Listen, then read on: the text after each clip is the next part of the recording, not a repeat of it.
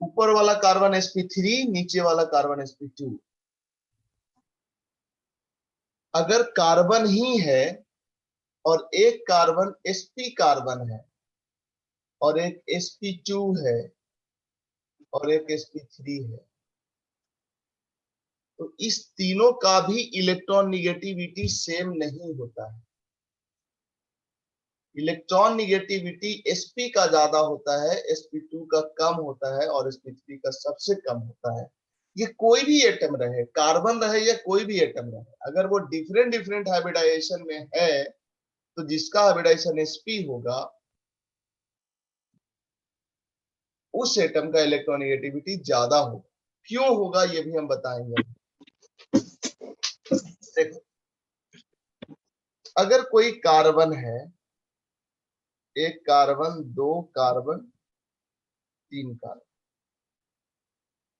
एक का है sp हाइब्रिडाइजेशन, एक का है sp2 हाइब्रिडाइजेशन और एक का है sp3 हाइब्रिडाइजेशन। समझ रहे हैं हम क्या बना रहे हैं? ऑर्बिटल वही जो हाइब्रिडाइज्ड ऑर्बिटल है। ओके, अब बताओ, इसी के साथ ना हाइड्रोजन का 1s ओवरलैप किए हुए होगा, इसके साथ हाइड्रोजन का 1s ओवरलैप किया हुआ होगा, इसके साथ हाइड्रोजन का 1s ओवरलैप किए हुए होगा, और इस तीनों ऑर्बिटल में कितना कितना इलेक्ट्रॉन है? 2 इलेक्ट्रॉन। दो। मेरे को बताओ, इलेक्ट्रॉन निगेटिविटी क्या होता है? बॉन्डेड इलेक्ट्रॉन को अट्रैक्ट करने का टेंडेंसी। तो बॉन्डेड इलेक्ट्रॉन को अट्रैक्ट कौन करता है? जिसके पास इलेक्ट्रॉन ज्यादा पास हो। न्यूक्लियस का प्रोटॉन। तो हाँ, न्यूक्लियस का प्रोटॉन। जैसे CH बॉन्ड का जो इलेक्ट्रॉन है, इसको अट्रैक्ट कौन करेगा? कार्बन के न्यूक्लियस का प्रोटॉन और हाइड्रोजन के न्यूक्लियस का प्रोटॉन। अगर हम ये बोलते हैं कि कार्बन का इलेक्ट्रोनेगेटिविटी ज्यादा है, इसका मतलब ये है कि कार्बन का न्यूक्लियस का प्रोटॉन इस बॉन्डेड इलेक्ट्रॉन को ज्यादा अट्रैक्ट करता है विथ रिस्पेक्ट टू हाइड्रोजन, है ना? अब जरा गौर करना, इस तीनों में किस कार्बन के न्यूक्लियस के नजदीक है बॉन्ड का इलेक्ट्रॉन? sp वाले में। sp वाले में। तो जब न्यूक्लियस के नजदीक है तो ये ज्यादा अट्रैक्ट करेगा, ये कम अट्रैक्ट करेगा, यहाँ पे और कम अट्रैक्शन होगा। इसका मतलब इसका इलेक्ट्रोनेगेटिविटी ज्यादा होना चाहिए, sp कार्बन का, sp2 कार्बन का या sp3 carbon? sp carbon. sp का, है ना? तो इसको याद कर लो, अभी समझ में भी आ गया होगा, बाद में भूल जाओगे, बट याद रहना चाहिए। वजह याद रहे या ना रहे, ये याद रहना चाहिए कि हाइब्रिडाइजेशन बदलने से भी इलेक्ट्रॉन निगेटिविटी बदलता है। जैसे एक एग्जांपल और बताते हैं जो हम रिडॉक्स में बताए हैं। सल्फेट कैसा होता है? सल्फेट होता है S double bond O double bond O, O minus O minus, ये ना होता है सल्फेट। थायोसल्फेट कैसा होता है? थायोसल्फेट, यहाँ पे सल्फर कर, सोडियम थायोसल्फेट Na2S2O3, यही होता है सोडियम थायोसल्फेट, जिसका यूज करते हैं हम लोग, जिसका नाम है हाइपो। फोटोग्राफी में यूज होता था इसका पुराने टाइम में, जब डिजिटल फोटोग्राफी नहीं था, जब निगेटिव से पॉजिटिव बनाया जाता था। निगेटिव से पॉजिटिव बनाया जाता था, जानता है तुम लोग? देखा है निगेटिव? Yes sir. बताए होंगे क्लास में, नहीं? तो वही निगेटिव से पॉजिटिव बनाने के लिए हाइपो का यूज किया जाता था, वही कंपाउंड। इस कंपाउंड में सल्फर का इलेक्ट्रॉन निगेटिविटी पूछा, सल्फर का ऑक्सीडेशन नंबर पूछा जाए, बताया है हमने, लेकिन उस समय नहीं समझे होगे। ये हो सकता है यहाँ पे एक लोन पेयर है, यहाँ पे एक लोन पेयर है। अगर गौर करोगे तो दो तरह से आंसर कर सकते हो इसका। एक है कि सल्फर के साथ 4 ऑक्सीजन जुड़ा है, इसलिए सल्फर पे क्या आ गया, +4 चार्ज आ गया। और ऊपर वाला बॉन्ड तो सल्फर के बीच में ही है, इसका मतलब किसी पे कोई पॉजिटिव किसी पे कोई निगेटिव नहीं आएगा, मतलब इस सल्फर का 0 ऑक्सीडेशन नंबर। लेकिन अभी हमने क्या बोला कि ऊपर वाला जो सल्फर है sp2 है, सॉरी हाँ sp2 है, और नीचे वाला सल्फर क्या है, sp3 है। अभी जो कॉन्सेप्ट पढ़े उसके ऊपर। तो ऐसे केस में ऊपर वाला सल्फर का इलेक्ट्रॉन निगेटिविटी नीचे वाले सल्फर से ज्यादा होगा। तब तो हमें 0 एंड +4 न लिख के क्या लिखना चाहिए, -2 और नीचे में +6 लिखना चाहिए। RS पितृ की फिजिकल केमिस्ट्री का एक स्टैंडर्ड टेक्स्ट है, उसके अकॉर्डिंग ये आंसर सही है, 0 एंड 4 सही नहीं है। लेकिन बहुत ज्यादा फर्क नहीं पड़ता है, क्योंकि रेडॉक्स रिएक्शन के बैलेंसिंग वगैरह में हम यूज करते हैं एवरेज ऑक्सीडेशन नंबर। और तुम ये -2 और +6 का एवरेज निकालोगे या 0 और +4 का एवरेज निकालोगे तो दोनों सेम ही आएगा। 0 और +4 का एवरेज +2, -2 और +6 का एवरेज भी +2 ही, ठीक है। लेकिन फिर भी अगर कोई पूछे हाइपो में टर्मिनल सल्फर का ऑक्सीडेशन नंबर क्या होगा, तो 0 से अच्छा है -2 बताना। मतलब हमारे अकॉर्डिंग हम इसको सही नहीं मानेंगे, इसको सही नहीं मानेंगे, हम इसको और इसको सही मानेंगे, रेफरेंस RS पितृ। तो अब देखो ऊपर वाला कार्बन मतलब ये कार्बन, इस कार्बन की बात करें, ये sp3 है और ये sp2 है, और sp2 का इलेक्ट्रोनिगेटिविटी ज्यादा। तो इस दोनों कार्बन के बीच में जो अट्रैक्शन होगा, किस पे प्लस डेल्टा किस पे माइनस डेल्टा, क्योंकि नीचे वाला कार्बन ये कार्बन ज्यादा इलेक्ट्रोनिगेटिव है, इस पे माइनस डेल्टा और ऊपर वाले पे प्लस डेल्टा माइनस डेल्टा। इसका मतलब डाइपोल मोमेंट का डायरेक्शन किधर की ओर हो, नीचे की ओर हो। समझ आ गया? अब बढ़ते हैं हम सर अगले एग्जांपल की तरफ। हाँ बोलो। सर Na2S2O3 वाला ठीक से समझ में नहीं आया। इसका स्ट्रक्चर समझ आया? सल्फेट का स्ट्रक्चर कैसा आ होता है? गया सर, आ गया आ गया स्ट्रक्चर आ गया, स्ट्रक्चर आ गया समझ में। अच्छा स्ट्रक्चर आ गया, स्ट्रक्चर आ गया तो बताओ ऊपर वाला का हाइब्रिडाइजेशन और नीचे वाला का, इसका हाइब्रिडाइजेशन बताओ और इसका हाइब्रिडाइजेशन बताओ। सिग्मा लोन पेयर काउंट कर, 1 2 3 4 sp3 हाइब्रिडाइजेशन, यहाँ पे 1 2 यस 3 सर, sp2 हाइब्रिडाइजेशन। और अभी हम पढ़े हैं कि यस सर, sp2 का हाइब्रिडाइजेशन sp3 से ज्यादा होता है, ज्यादा सॉरी होगा, sp2 का इलेक्ट्रोनिगेटिविटी sp3 से ज्यादा होता है। ज्यादा होगा। ये दोनों बॉन्ड से खींचेगा ना इलेक्ट्रॉन को ये सल्फर, यस सर, इस पे -2 आएगा ना और इस पे +2 आएगा ना। यस सर, हाँ +4 पहले से था, +2 और आ गया, +6 हो गया। अब गलती हम क्या कर हाँ, रहे थे कि दोनों सल्फर है, तो दोनों जब सल्फरे है तो कोई इलेक्ट्रॉन नहीं खींचेगा, कोई नहीं देगा, तो किसी पे पॉजिटिव किसी पे निगेटिव नहीं, इस बॉन्ड के कारण ये गलती कर रहे थे।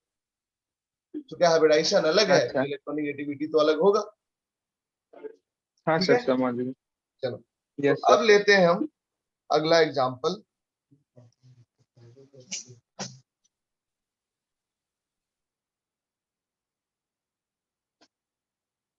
तो स्क्रीनशॉट ले लो क्योंकि इसको हम हटाएंगे, या लिख लो। मेरे समझ से लिख भी लिया होगा ना, इतना धीरे तो पढ़ाते हैं, लिख लिया होगा। सर वो यस सर, Na2S2O3 है ना? हाँ Na2S2O3 है। अच्छा तो सोडियम कहाँ गया सर, यही हाँ बोलेगा ना?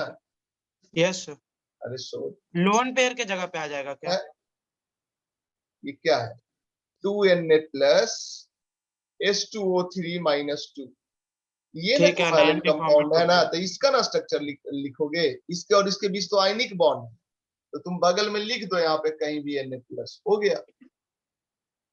नहीं, हाँ सर समझ गया। चलो हम इसको मिटा रहे हैं और नया एग्जाम्पल ले रहे हैं।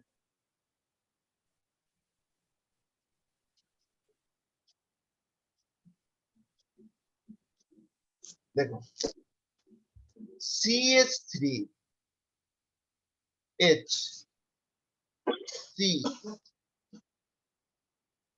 डबल बॉन्ड CH3 ये एक कंपाउंड है, इसका नाम है 2-ब्यूटीन। नाम है 2-ब्यूटीन। ऐसा नाम क्यों पड़ा ये पढ़ेंगे ऑर्गेनिक में, लेकिन ये एक्चुअली में क्या है समझना। CH3CH डबल बॉन्ड CH ये। अब देखो ब्यूटीन की ब्यूट वर्ड क्यों आया, ब्यूट क्यों आया? क्योंकि इसमें नंबर ऑफ कार्बन कितना है? 4 4 है। एक कार्बन के लिए मेथिल H, 2 कार्बन के लिए H, 3 कार्बन के लिए प्रोप, 4 कार्बन के लिए ब्यूट, 5 कार्बन के लिए पेंट, 6 कार्बन के लिए H। ऐसा तुम 10th में पढ़े हो ना? हाँ सर। हाँ, तो ये 4 कार्बन है इसलिए ब्यूट आ गया। और 2-ब्यूटीन इसलिए क्योंकि सेकंड नंबर पोजीशन पे डबल बॉन्ड है, इन इन इन इन किसके लिए यूज किया जाता है? डबल बॉन्ड पे। तो 2 नंबर पोजीशन पे डबल बॉन्ड, 2 नंबर पोजीशन पे कहां है सर? 1 नंबर, 2 नंबर, इसलिए 2-ब्यूटीन। 1-ब्यूटीन कैसा होता? डबल बॉन्ड कहां होता? इस पोजीशन पे। तो 1-ब्यूटीन, और 1-ब्यूटीन को जनरली 1-ब्यूटीन नहीं केवल ब्यूटीन बोलते, बट वो सब नोमेनक्लेचर वाले रूल्स पे नहीं जाएंगे, वो ऑर्गेनिक में पढ़ेंगे। ये एक कंपाउंड है, इसका 2 स्ट्रक्चर पॉसिबल है, C double bond C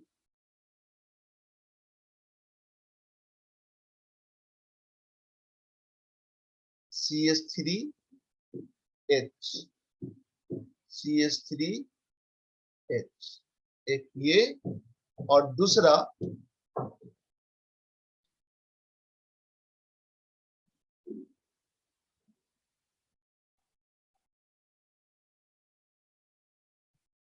H CH3 ऐसे कैसे पॉसिबल है सर? ये दोनों तो एक के चीज है, इस डबल बॉन्ड के बाद घूम नहीं जाएगा। याद करो केमिकल बॉन्डिंग जो चैप्टर चल रहा है इसी में हम बताए थे, सिंगल बॉन्ड के अबाउट रोटेशन पॉसिबल है, डबल बॉन्ड के अबाउट रोटेशन पॉसिबल नहीं है ना? डबल बॉन्ड के अबाउट रोटेशन रिस्ट्रिक्टेड होता है। मतलब ये दोनों अलग अलग कंपाउंड है। अलग अलग कैसे हो गया सर? देख बताओ, इसमें कंपोजिशन तो वही है। इसके और इसके बीच का जितना भी डिस्टेंस है, बाय द वे उसको हम D2 डिस्टेंस बोल रहे हैं, D2। और इसमें इस दोनों के बीच में जो भी डिस्टेंस है उसको D1 डिस्टेंस बोल रहे हैं। क्या D1 इक्वल टू D2 है? नहीं sir, D2 is greater than D1 नहीं है।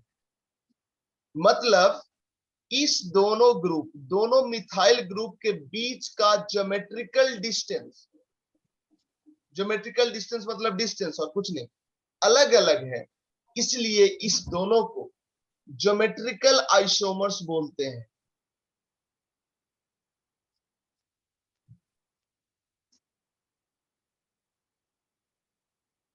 ज्योमेट्रिकल आइसोमर्स पढ़ा था थोड़ा बहुत 9th-10th में, same molecular formula but different structure. नहीं, आइसोबार पढ़े थे। आइसोमर्स नहीं पढ़ा था? नहीं आइसोबार पढ़े थे सर, लेकिन सर पढ़े थे।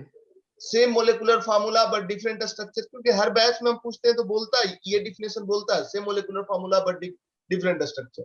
हालांकि वो कार्बन एंड कंपाउंड में पढ़े थे सर। हाँ नहीं नहीं, उसमें तो तुम, हाँ कार्बन एंड इट्स कंपाउंड में पढ़ा होगा आइसोमर, बिल्कुल। तो ये पता नहीं, दोनों मैं तो भूल गया। आइसोमर है और ये ज्योमेट्रिकल आइसोमर्स। हालांकि हमको आइसोमेरिज्म से कोई लेना देना नहीं, हम आइसोमेरिज्म पढ़ा ही नहीं रहे हैं। आइसोमेरिज्म तो 4 लेक्चर 5 लेक्चर चलेगा ऑर्गेनिक में, तो हम केवल वहां से बता रहे हैं। थोड़ा सा कंपाउंड आ गया तो बता दिए। अब जरा समझना, इस दोनों में डाइपोल मोमेंट किसका ज्यादा किसका कम। और सवाल है कि सेम मोलेकुलर फार्मूला है बट स्ट्रक्चर अलग है दोनों का, तो नाम तो अलग होना ना चाहिए। तो एक का नाम है सीस और एक का नाम है ट्रांस।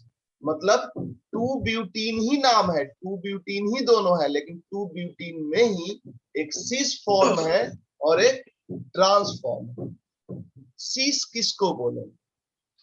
सीस फर्स्ट वाले को बोलेंगे और ट्रांस सेकंड वाले को बोलेंगे। ट्रांस उसको बोलेंगे जिसमें ग्रुप्स अपोजिट साइड में हो डबल बॉन्ड के, और सीस उसको बोलेंगे जिसमें ग्रुप्स डबल बॉन्ड के सेम साइड। पहली बार सीस ट्रांस आया है, ऑर्गेनिक में डिटेल में पढ़ेंगे। अब सवाल है कि सीस 2 ब्यूटीन, इसका नाम क्या होगा? ये फर्स्ट वाले का, इसका सीस 2 ब्यूटीन, 2 ब्यूटीन तो है ही, इसका आगे सीस लग जाएगा, इसका नाम क्या होगा? ट्रांस 2 ब्यूटीन, 2 ब्यूटीन तो है ही, इसका आगे ट्रांस लग जाएगा। सवाल ये है सीस 2 ब्यूटीन और ट्रांस 2 ब्यूटीन किसका डाइपोल मोमेंट ज्यादा?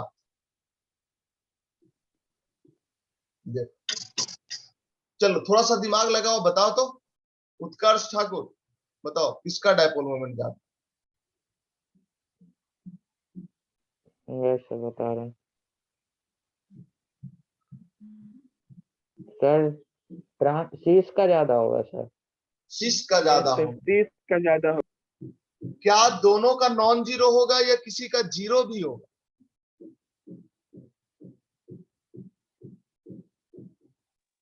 ट्रांस का जीरो। ट्रांस का जीरो होगा। जीरो। ट्रांस का डाइपोल मोमेंट जीरो होगा। C double bond C, CH3 CH3 H H, C double bond C,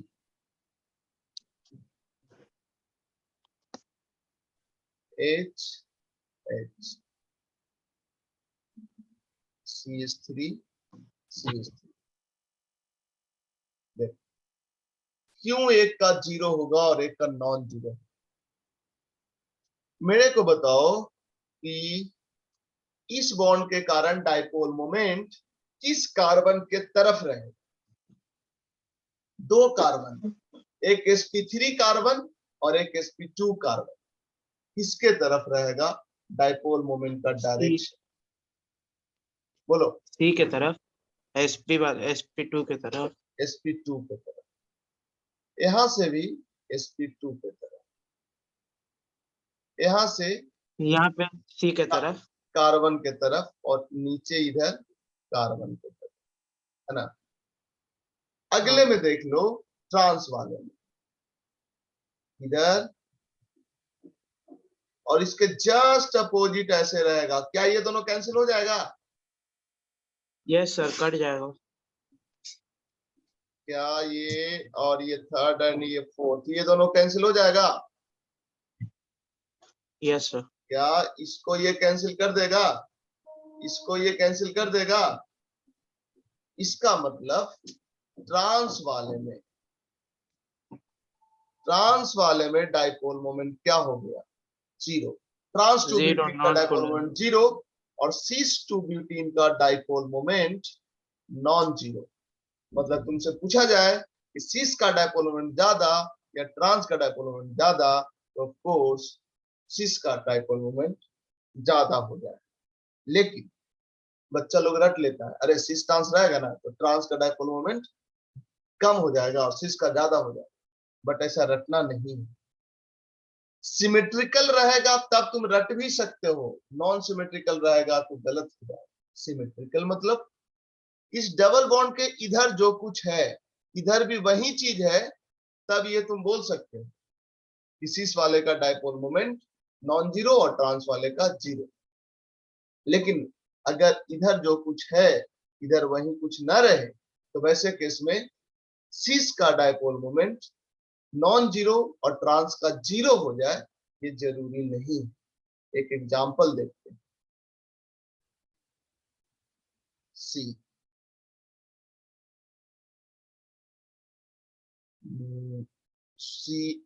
सी डबल बॉन्ड सी,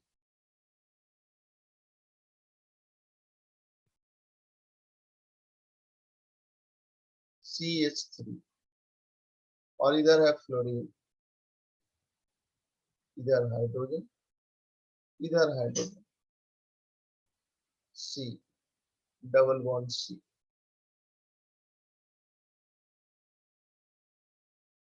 हाइड्रोजन और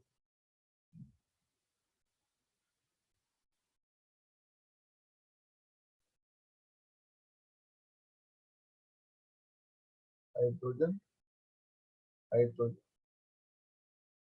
फ्लोरीन और CH3।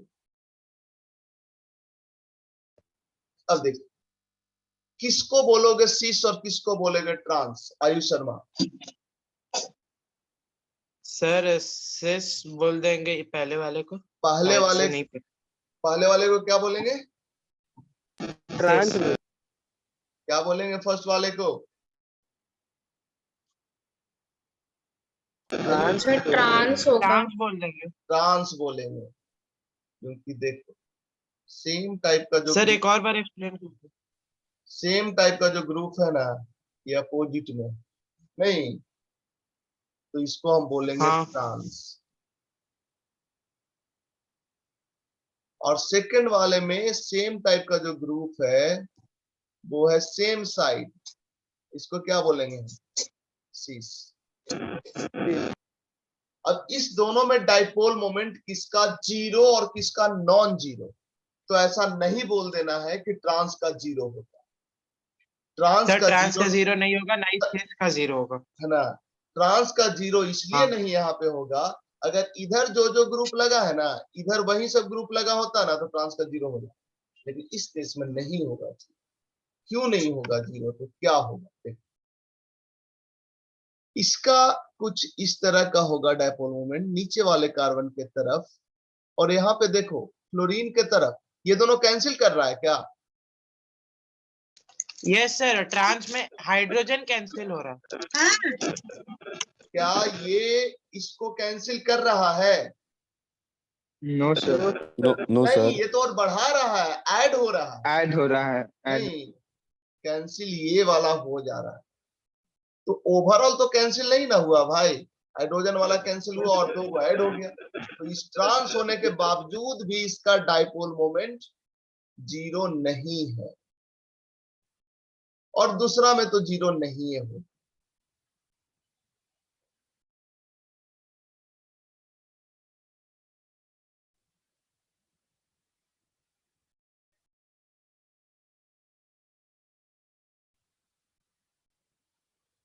दूसरा में तो जीरो नहीं ही है।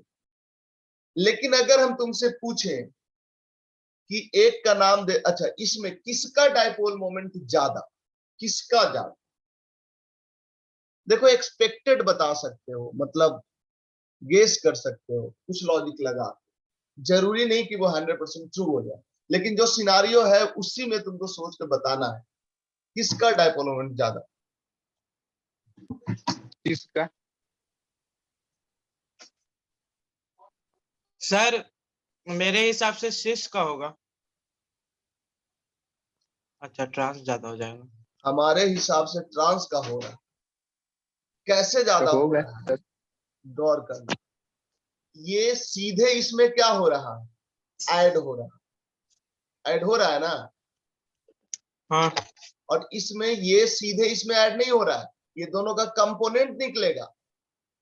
दो वेक्टर जब 180 डिग्री पे हो, सॉरी दो वेक्टर जब जीरो पे हो तो उसका रिजल्टेंट मैक्सिमम आता है, तो इस दोनों का रिजल्टेंट यहाँ पे मैक्सिमम आएगा इस दोनों के रिजल्टेंट के रिस्पेक्ट में। अब CH bond CH bond CH इसको नहीं कंसिडर करेंगे सर, इग्नोर कर सकते हो, क्योंकि कार्बन हाइड्रोजन की इलेक्ट्रोनेगेटिविटी में बहुत ज्यादा का डिफरेंस नहीं होता, तो उसके कारण कंट्रीब्यूशन आएगा, ऐसा नहीं है कि कंट्रीब्यूशन नहीं आएगा, बट उसके कारण कुछ ज्यादा इफेक्ट नहीं पड़ेगा। तो यहाँ पे कुछ हद तक केस ही किया जा सकता है कि ट्रांस में चूंकि दोनों पैरेलल है तो इसका रिजल्टेंट ज्यादा, यहाँ पे पैरेलल नहीं।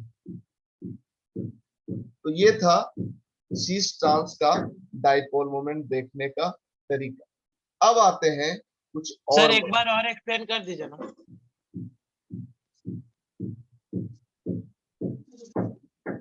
थोड़ा सा दिक्कत हो रहा। इसका वीडियो शेयर कर देंगे, देख लेना, है ना।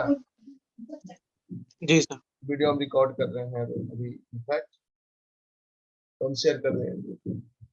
अब देखो, अब जो टर्म है उसको तो हमको ऑनलाइन में पढ़ाने से डर लग रहा है, ऑनलाइन में हम समझा पाएंगे उसको कि नहीं समझा पाएंगे। एलीन का स्ट्रक्चर, चलो तो उसको हम अगले दिन समझाते हैं। क्यों? क्योंकि अभी 11:30 हो गया है और इसके बाद बैक टू बैक क्लास है। सेकंड क्लास रहता तो हम आगे तक खींच लेते हैं, बट फर्स्ट क्लास है इसलिए हमको रोकना पड़ेगा। टारगेट का बैच 11:30 में आएगा, तो आज इतना ही रखते हैं, अगले क्लास में मिलते हैं। आई होप 100% समझा होगा, जी सर। है ना। चलो ठीक है, इसका हम वीडियो शेयर कर देंगे। जिसको भी देखो समझ गए हो उसको नहीं देखना है, झूठे का टाइम पास नहीं करना है। तो नहीं देखा समझा है, थोड़ा बहुत कहीं दिक्कत हुआ है, वो देख सकता है। चलो ठीक है, ट्वीट करो।